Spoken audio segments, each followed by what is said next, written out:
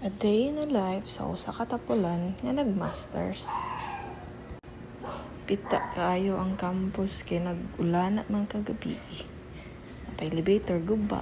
Baklay ta taman 5th floor. Kulang. Baklay ang kulang. Miming. Metod ka sa 5th floor, Miming. Mauni magkibungan cross country pero gikapoy na musakalag 5th floor. Wait. Refreshing.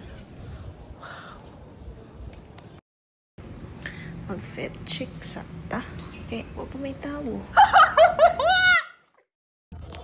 Parisan din sa view nga makawala po sa kakapoy.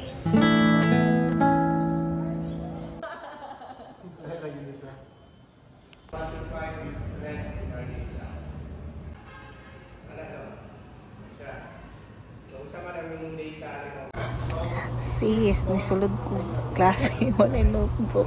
Nangita ra kog scratch paper sa akong bag. Sumaw na. Ang gagumot ka akong gisulatan sa notes.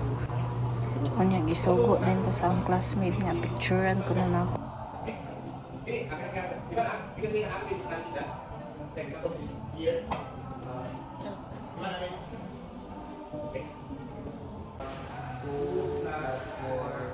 Manaming klase.